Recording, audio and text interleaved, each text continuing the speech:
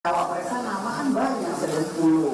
Kalau boleh saya sebut, yang ada di media Pak Mahfud, sudah masuk namanya. Pak Erick Thohir, Pak Ridwan Kamil, Pak Sandiaga Uno, kemudian ada Pak AHY, ya kan? Pak AHY, Pak Prabowo, Pak Erlangga, ya kan? Nama-nama itu ya masuk dalam peta yang ada di PDI Perjuangan. Apakah itu bisa bekerja sama dengan calon presiden dari PDI Perjuangan sesuai dengan visi misi, cita-cita dan lain sebagainya. Pernyataan Puan Maharani bisa dikatakan menjadi kegemparan baru gitu ya. Saya langsung aja ke Pak Herman Khairun. Pak Herman, tadi Pak Hasto juga sudah mengatakan ini dengan ketulusan, dengan kerendahan hati. Ini nampaknya bukan goda-goda dan tampaknya ini serius. Kira-kira Demokrat akan tergoda tidak? Atau tetap pada koalisi perubahan? Kami dengan kerendahan hati juga mengaturkan terima kasih atas disebutkannya nama Mas AHY dalam bakal calon wakil presiden atau radarnya bakal calon wakil presiden di PDIP. Namun tentu banyak aspek yang harus menjadi pertimbangan. Tadi selain etika politik yang telah disampaikan oleh Ketua Umum, tentu kami juga sudah menjajaki dan bahkan sudah merumuskan terhadap nilai-nilai perubahan. Bagaimana untuk mencapai terhadap perubahan yang diharapkan oleh rakyat. Ini sudah menjadi pembahasan dan perumusan yang mendalam gitu ya. Dan bahkan saya kira tadi saya kenapa harus menarik pada sebuah teori politik, high politik and low politik, karena berbicara di tingkatan low politik tentu kita memiliki gap gitu ya, memiliki perbedaan cara pandang. Bagaimana memandang saat ini situasi bangsa negara dan bagaimana ke depan. Ini kan juga menurut saya tidak mudah untuk dirumuskan. Yang kedua, tapi dalam beberapa bulan ini masih ada kemungkinan perubahan tidak sih? Namun yang kedua, high politiknya saya kira PDIP membangun sebuah situasi dinamika politik yang lebih mencair gitu ya. Dan inilah sebetulnya cara-cara membangun demokrasi yang lebih sehat gitu ya. Artinya siapa boleh menyebut siapa partai koalisi mana bisa menyebut siapa untuk wakilnya. Itu kan sah-sah saja dan pada akhirnya kan akan diputuskan di dalam koalisinya. Nah, jadi menurut saya pada tataran nilai-nilai kebangsaan ini sangat bagus untuk iklim dinamika meredakan sebuah tensi politik yang tentu meningkat di akhir-akhir ini. Saya kira bagus gitu.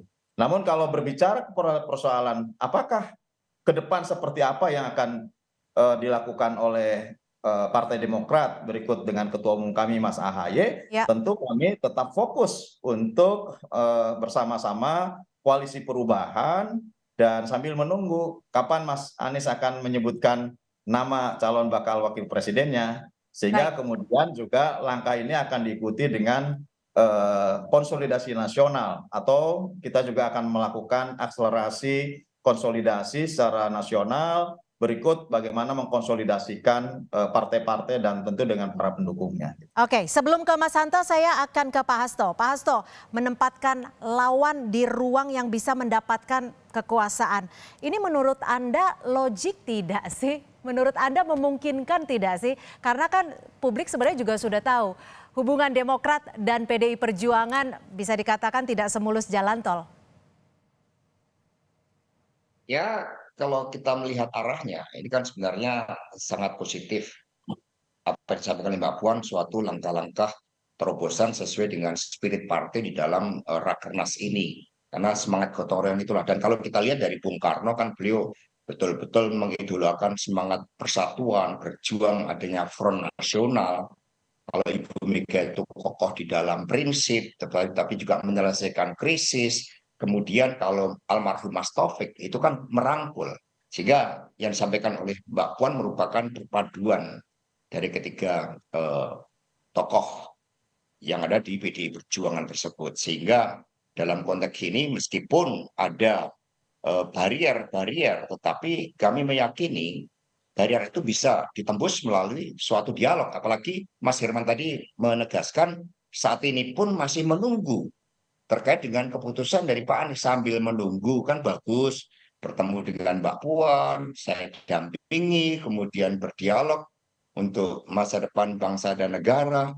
Kalau Iran Arab Saudi aja bisa bertemu, masa kita tidak bisa bertemu?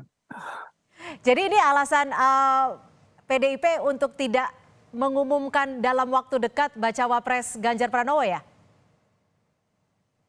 Karena memang tahapan KPU kan juga pada bulan Oktober dan setiap partai saat ini fokus melakukan konsolidasi. Dan disinilah kami rumuskan seluruh tahapan-tahapan strategis terkait dengan Pak Ganjar Pranowo sebagai calon presiden yang kepemimpinannya senafas dan kemarin ditegaskan oleh Bapak Presiden Jokowi bahwa Pak Ganjar ini berani, Pak Ganjar ini juga memenuhi berbagai kriteria-kriteria untuk melanjutkan dari kepemimpinan dari Pak Jokowi, sehingga arahnya sudah semakin jelas. Nah, sekarang tinggal bagaimana Partai Demokrat setelah Mbak Puan menyampaikan suatu pernyataan yang menurut saya spiritnya adalah spirit gotong royong yang menjadi Spirit jati diri gotong bangsa royong. kita. Selalu ada hal yang positif di dalam dialog. Oke, jadi Apalagi kalau kita lihat sebentar lagi akan AHY berusaha kan sudah mempertemukan beberapa kali AHY dan Mbak untuk Puan ya. menyatakan ketemu. Ini momentumnya untuk bertemu sambil menunggu tadi dikatakan Pak Anies Baswedan. Digoda lagi nih kayaknya ya. Saya akan ke Mas Hanta. Mas Hanta, kalau melihat seperti ini kan tawarannya serius. Ini sirkulasi Pilpres akan seperti apa nih menuju Oktober? Ya, dari statement Mbak Puan tadi kan kelihatan ya, setelah menyebutkan nama orang-orang dalam pemerintahan, Menteri Pak Jokowi, Pak Mahfud, Pak Erick Thohir, Pak Sandiaga Uno, Mas AHY. AHY-nya itu disebut Mbak Puan, bukan merespon pertanyaan media kalau nggak salah saya nangkap. Misalnya, apakah Mas AHY masuk? Bukan itu, tapi memang sengaja menyebutkan itu. Artinya ini saya kira menarik ya, seperti saya katakan tadi, saya mengulang sedikit bahwa ini memperkuat posisi tawar AHY. Ternyata di seberang pun, tanda petik lawan kompetitor pun, itu menjadikan AHY ini posisi yang cukup kuat sebagai cawapres potensial. Nah, kenapa di dalam misalnya Anies tidak mempertimbangkan? Harusnya itu posisi tawar satu. Yang kedua, ini akan punya efek dampak pada soliditas koalisi kalau ini direspon serius oleh Demokrat.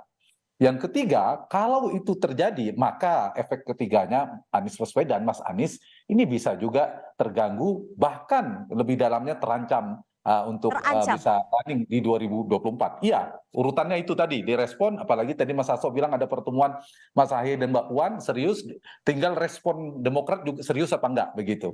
Ini juga, kalau peta politik betul akan berubah. Kalau ini kejadian, misal saja ya, meskipun saya tadi mengatakan probabilitasnya kecil, saya belum melihat ada tanda-tanda atau hilal politiknya Demokrat dan PD Perjuangan akan bersatu, belum ada kalau dari sisi saya. Tapi bukan tidak mungkin.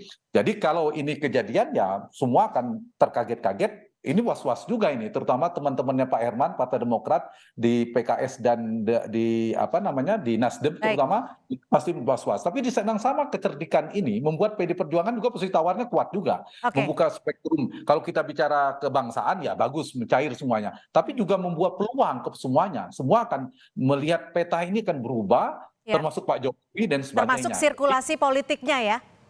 Iya, termasuk situasi politik, komposisi, konfigurasi koalisi bisa jadi akan berubah. Bahkan ini merubah pola. Kenapa saya bilang probabilitasnya kecil? Kan biasanya PD Perjuangan, Mas Hasto ya, selalu memperhatikan kombinasi. Misalnya nasionalis religius, politisi teknokrat, Jawa luar Jawa, seterusnya. Dan PD Perjuangan soal kandidasi sudah selesai. Dia punya golden ticket, tanpa koalisi bisa. Yang diperhatikan dua, soal winning the election, memenangkan pasangan ini, dan governability, menyukseskan pemerintahan, komposisi ini pemerintahan yang efektif. Dari sisi strategi terakhir saya tambahkan Cynthia, mungkin nggak ini terlaksana, mungkin bagi Mas Ganjar kebutuhan elektoral Mas Ganjar ada dua kan, dia memperluas memaksimalkan ceruk yang sudah ada, dipenuhin ceruknya itu, berarti cari basis yang sama-sama misalnya pendukung Pak Jokowi, atau mendapatkan baru. Kalau mengajak AHY dan kita sudah cukup tangkap, Mas Hanta. Saya masih ada pertanyaan yang mengganjal nih ke Pak Hasto.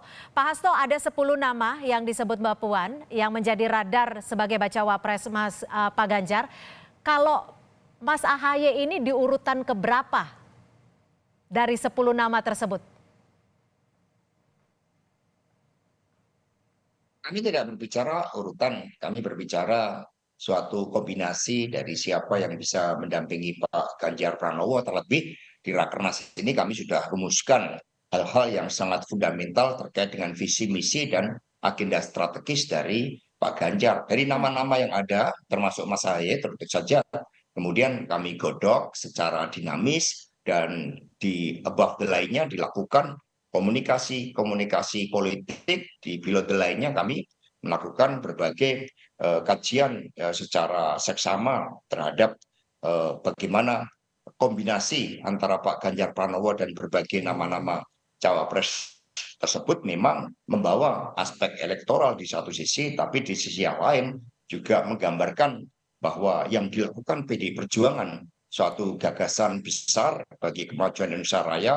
Pemilu itu merangkul berbagai kekuatan politik, dan bagaimana agar di dalam Pilpres yang akan dilaksanakan pada bulan Februari nanti betul-betul sebagai suatu kontestasi gagasan yang tercermin dari kombinasi antara Pak Ganjar dan wakilnya.